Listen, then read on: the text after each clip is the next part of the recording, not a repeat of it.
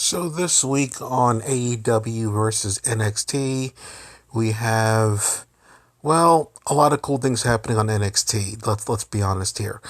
Now, if you want to go over to AEW and why people like AEW, honestly don't know why people are still loving AEW. That's just be honest.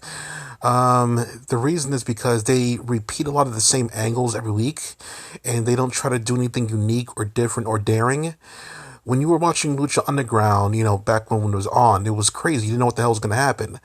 But with AEW, for the past, I guess, month, it's been Sing Along with Jericho's Judas theme.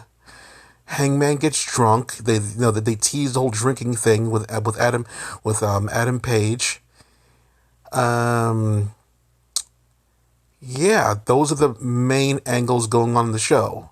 And they don't have any other different stuff happening. They don't do anything extra with that stuff. It's just the same old stuff. So here's what happened on AEW this week. They said shit a few times. Lance Archer showed up with Jake the Snake Roberts, and he did nothing. It wasn't a surprise. It wasn't like a big thing when he showed up. Like he wasn't there for like a reason to save anybody, to hurt anybody, to do anything. He just showed up there in the middle of a match. Okay. And once again, Adam Page had the thing with Jericho. They were playing basically hot potato with beer. Jericho's like, I got your beer. Oh, I got your beer. And then and Adam's like, oh, I got your beer. I'm like, oh my fucking God. Why are people liking this shit so much? Then I go to NXT. Now, by the way, this is all stuff that has nothing to do with the actual wrestling. So it's just too much to go over the actual wrestling spots, whatever. So like, these are the stuff that goes on without wrestling being involved.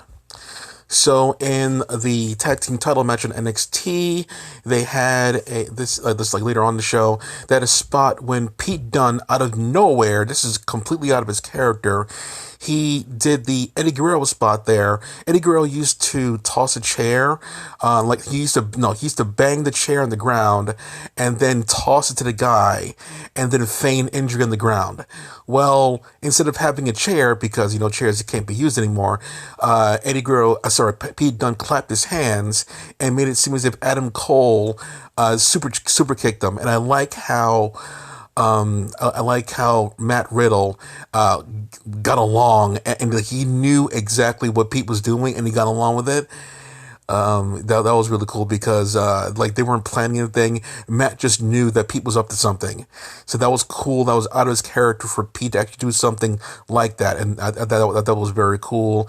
The way the referee was like, wind up his arms like, "You're out of here." I thought that was very awesome. The crowd was so cool. The crowd was kind of quiet at that point because they were like trying to get into like what's going on here, because there was like four bodies against two bodies, and they were like wondering what the hell's going on here. And then when Pete Dunne did that spot there, the crowd was like, just woke up like, oh, you gotta hear it to believe it. I don't know if WWE's gonna edit it out on YouTube or whatever, but that spot was so fucking cool. I rewound that like so many fucking times, way more than like people rewound Jericho saying shit or whatever in the beginning of the show. Wow, congratulations there, AEW. So that part was cool.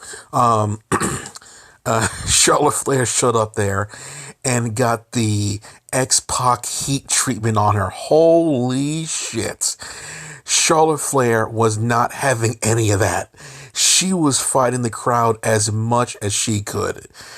I'm not going to repeat what she said because there was too many varied things, but the crowd was chanting that Bianca Belair's thing, "You don't go here," and a new thing, "Go back to Raw," to her like repeatedly over and over again. It was insane. It was insane how much hate Charlotte Flair gets. It's ridiculous. It's so disgusting. And I love how Charlotte Flair was just going all along with everything, and she was still talking to Rhea Ripley all in her face there, and then Rhea Ripley got in hers, and there was a cool spot on the outside when she did the figure four to the ring post, and Charlotte Flair used her she used like her foot and pushed it upward to get more leverage on the knee to make it twist more. I thought that was a really cool looking spot. I thought it was really cool, and they did mention it in the commentary. I thought that was awesome as well. And Charlotte Flair also mentioned you forgot to thank me for the WrestleMania. She didn't say payday. But that was what she wanted to say. So she said, you forgot to thank me for WrestleMania. And I thought that was really cool too. So this is all really cool stuff there. It improved on the angle, new stuff, completely new stuff. Once again there, NXT killing it. Dream sometimes at the podium, but sometimes he doesn't. Sometimes he comes out in the back area. He has his purple Dream stuff there with the mist. But this to me had a podium or whatever, and it was a purple podium, and he was talking essentially last week on how everything was to set up a chance against Adam Cole for the NXT Championship. All the stuff about playing Roderick Strong like a fiddle. It was all a plan, a ploy, if you will, to get to the NXT title. So he revealed that. It was a really cool looking effect there with him high above all four of the Undisputed Era. So once again, a very cool spot there by NXT. Finally, oh my God, I can't even go into this one. I'm not going into this one in full. I don't know how you're going to watch it. I'm not showing it on YouTube because I don't want to get, whatever. But it's too damn long. It's at least 10 minutes long.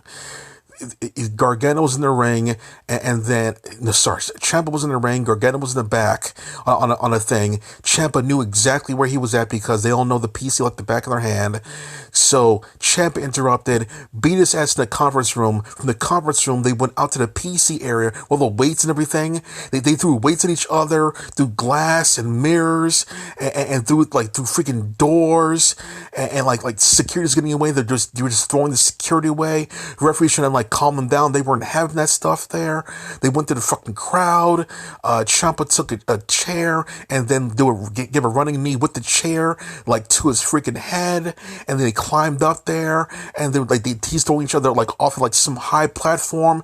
I'm not even gonna go in. They freaking destroyed that PC, man. Jesus Christ. Oh my God. Words can't describe how crazy that ending of NXT was. If any spot deserved to be the final part of NXT this week, it's definitely that one.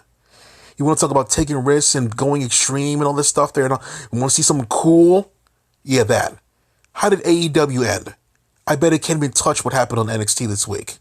So that's it for now. Like the video. Thank you very much. Clack off.